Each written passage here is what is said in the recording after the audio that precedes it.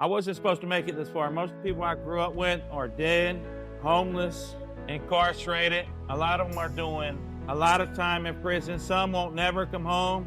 They have life sentence. A lot of my family members have been destroyed because of this disease of addiction, alcoholism. They're no longer with us. They're dead. So for me to make it out is a miracle. There's two ways to look at something. Everything's a miracle or nothing's a miracle. In my life, every step, every blessing has been a miracle. So I found myself in a lot of near-death life experiences. One, when I was shot, I was in the midst of doing a drug deal. I sold a lot of drugs growing up. A lot of it was just a means to be able to survive for my family, a way that I thought could keep us from, not having things we wanted. I always wanted, the nice clothes, the nice shoes, growing up with holes in my pants, shoes that have been worn out for years. I decided to get involved in illegal habits, and I did that for a long time. And through that process, I've been shot, pistol whipped, dragged by a car. When they came to my house, they put the gun to my head. At that point, I could see my life flash right between my eyes, but I didn't care. All I cared about was the drugs that I had, because that was the way I was going to be able to survive. And I attempted to take the gun from them, and I smacked it down, and it went off and it shot me in the knee. During that period of my life, I couldn't imagine living a different lifestyle. But eventually I realized that I had to start admitting that I had a problem to be able to start going through some changes. I had to start looking at my belief system. And one of them was that I wasn't gonna let anyone take nothing from me. So when that shootout or that gun went off, we wrestled. And my belief system was I wouldn't let anyone take anything from me. And through that thought process, I almost lost my life. But after being in recovery for a while, I realized I would just give my shirt off, right? My back, or if they wanted $1, I'd give them $1. My life is more important because I got family members that depend on me. If I ever wanted to turn the corner and make a positive change in my life, I had to admit that I had a problem. I had to admit that my life was powerless over drugs. I had to admit the decisions that I was making was leading me nowhere fast. And when you're able to admit, right, step back, and it's hard to see the picture when you're in the picture, step back and look at the choices that you've been making and the outcomes that you have been receiving because of them poor choices, then you can start changing the way you think, the way you act, your attitude towards life, and you can start approaching life differently. That's the only way you're ever gonna make a real change in your life, if you start doing something completely different. And that's what I had to do. I had to recalibrate me, my life, and everything I was doing. The moment I realized I was wasting my life, I was out there and I had no other resource. So the last day of me using, I broke into a house, I stole a TV, and I took it to a pawn shop in broad daylight. And during that moment, I knew I wanted to get clean. I was able to surrender, and I ended up going and I started the detox process. And when I was detoxing through that process, there was a lady that took me in. She took me out to Cleves. I was in the trailer park, and I was thinking about running off with her TV too, but I decided to say the serenity prayer over and over and over. And this lady, she just wanted to see me do good. And all I could think about was, getting high. That obsession, that compulsion was on me. But I had a God moment, man. I knew I was sober before, and somewhere along the lines, I just, decided to pick back up. So I knew it was possible at that point because I had proven to myself that I had done it before, but my follow-through game wasn't as strong as I thought it was. And I told myself this time around that my follow-through game was going to be relentless. No matter what, I was going to follow through with any commitment that I made. So this is the promise I want you to make to yourself. If you tell yourself you're going to do it, you got to do it. Follow through. You're going to lose a lot of people in order to find yourself, in order to improve. It's going to be lonely at moments. And in the beginning, I got sober, and there was people that I was, using with, or that I just grew up with, had affiliations with, and they would, say stuff. They would make smart remarks like, I know the real you. It's just a matter of time before you pick back up. And I had a chip on my shoulder, and I had to prove them wrong, and I had to prove myself right. And I told myself through this process, I might lose some people. They say you outgrow certain people, and I believe that to be true. And it's important that you understand when certain people ain't serving your future anymore. You have to be able to develop that discernment, that courage. And I found out that, there's people that won't never believe in you because their own personal failures. It's a mirror of where they're currently at, things that they never had the might to be able to carry through with. Just recently, at a high school reunion, Someone came and told me that there's no way Chuck's where he's at doing what he's doing. He's got to be selling drugs or doing something illegal again. And the truth is, I've been doing everything right, and I've been having the favor of God, and they just couldn't imagine a scum like me breaking through to the other side. Just because I was able to put the drugs down and the alcohol was down, I still had to face the old me.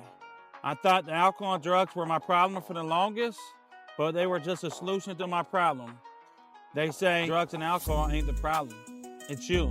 So I found that out. I come into recovery, the only work ethic I ever had was a legal work ethic. I never really had a legal work ethic, so I had to learn different, careers. I had started off at Taste of Belgium, whipping waffles. I told myself I was gonna work there for a year because I never held a job that long, and to show that I could be reliable, that I could follow through with my commitment. After a year, I remember having a conversation with God and telling him that this can't be my purpose. I fulfilled my goal, but there's got to be more to life than just whipping waffles. I had to relearn the fundamentals to life. A lot of people I went through sober living aren't sober anymore. They say when you get in recovery, stick with the winners. But just like any true entrepreneur, I didn't stop there. I kept going. And when I opened that sober living up, I thrived for a long time. And then I had another great idea to open a treatment center. I knew this was going to be a little more complex. And I decided to walk it out anyway. I connected with some people who had experience that could help me. I asked a lot of questions. I was really good at being driven to teach myself, being self-taught. Self-education is so important. I'm a type of person, like if I really want to get something done, I single my focus all the way in. I simplify it, right? And then I move at a rapid pace. When I say I move at a rapid pace, most people, they work 9 to 5. I'm working from 7 to 7, 7 to 10, 7 to 12, 7 days a week. Through that hustle, through that determination, I was able to get a treatment center established. My first couple of employees didn't see a paycheck for 6 months. For me to get them to buy into the vision took a lot. I had them believe in my vision because I have accomplished a few things before. They seen me talk about the sober living. They seen how successful it was. So they believed that we could do this treatment center too. That behavioral health practice has grown. It's one of my biggest accomplishments. Extremely proud. I had some disabilities that I had to overcome. Even when I put the drugs down, my drug of choice was heroin and benzodiazepines. I think at one point I was up to taking 20 to 30 Xanaxes, 1 milligram Xanaxes a day. By the time I came off of that drug, I thought I was a wet brain, right? I wasn't willing to give up, right, on my dreams. Through that process, I noticed going to college was so important. It kept showing up in my step work through the 12 steps. And I learned a lot just from by reading recovery literature, eventually branched into self-help books, and I just got addicted to learning. If you ever want to do great, right, in business, you got to get addicted to learning. You got to have a phenomenal work ethic. And not only that, you have to be willing to show up when you don't feel like it. There's many days I don't want to show up to work. There's many days I don't want to show up and get the job done. But I know if I don't do it, we're not going to be able to take 10 steps forward. It's about moving with purpose, with direction every day of the week. That's why they say discipline beats motivation every time.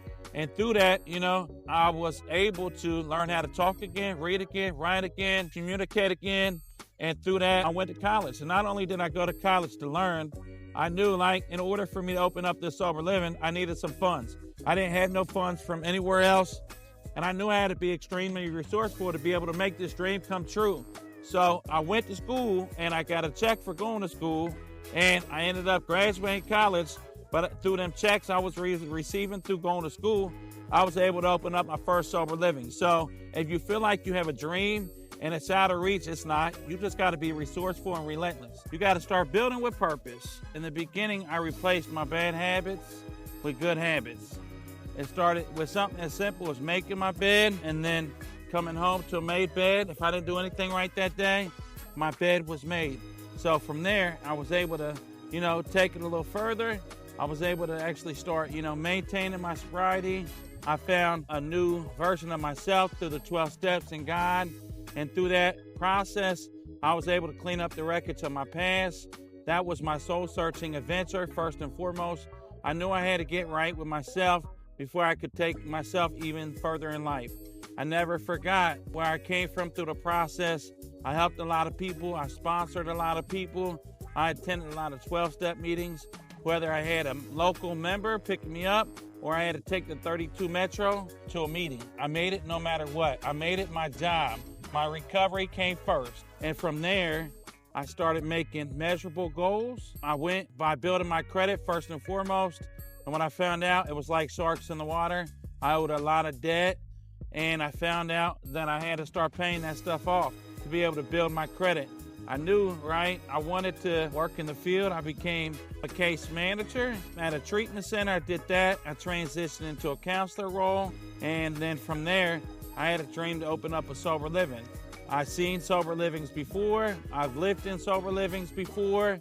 And through that process, I wanted to open up one where people could find their self, find recovery, and find real purpose in their life by them small habits first and doing away with their old bad habits. And from there, I lived there. I worked with the guys. I helped them get a job. I helped them find local meetings. I found a lot of my peace in service work, giving back to the community as much as I could. From there, it became, a business. And through that business, I was able to open up a lot of sober livings. When I say I lived in my business, I lived with the guys. We cooked dinner together. We went shopping together. We did gym sessions together. I taught them guys how to live.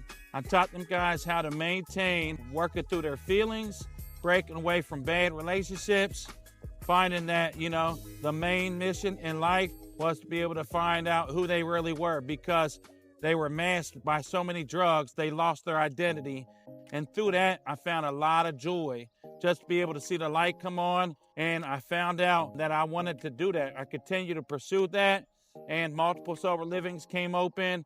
We went from having one house to 2 houses, all the way to 8 houses.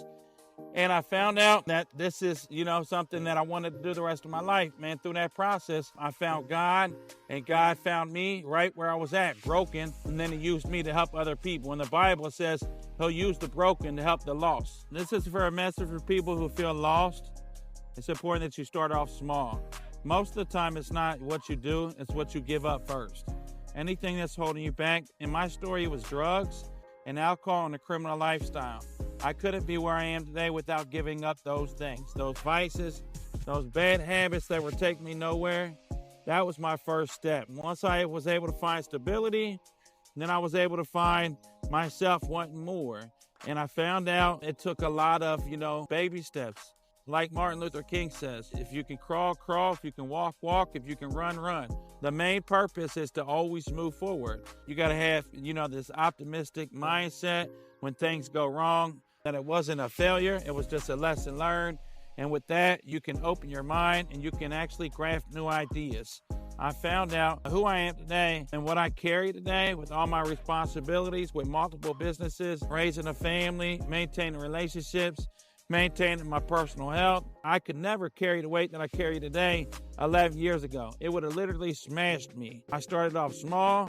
I learned how to handle, solving problems. And then eventually I was able to hire people to take care of them problems. Now I'm taking on more complex problems. And it took time to develop and grow into the man I am today. It's going to take a lot of hard work, a lot of consistency, a lot of showing up. Now that I am, 11 years into this, 6 years into my businesses, I have, navigated problems as if they were, everyday issues, because I've solved so many of them. It's my second nature to be able to solve them. Like I said, you have to start with a mentality of just taking on a few things at a time. But as you develop and as you grow, you'll look back and you'll realize the man you are today never could imagine becoming that person. So if you have big goals, big dreams, right? Make them measurable and don't go spending all your money in the wrong places. It's very important that you have strong financial responsibility and management. I don't treat myself until I knock my goals out of the park. I'm very disciplined. I'm very structured. I'm very routine oriented. I stick to the routine. I wake up in the morning. I look at my list and I ask God to help me accomplish everything on my list. And I do that repeatedly over and over and over. Some people see me working and they don't understand the work ethic behind my motivation. But then when the results come, they start asking for the blueprint. So if you're wondering if you're lost, and you're looking for hope, you watching this video is a good sign that you're starting. Like and subscribe.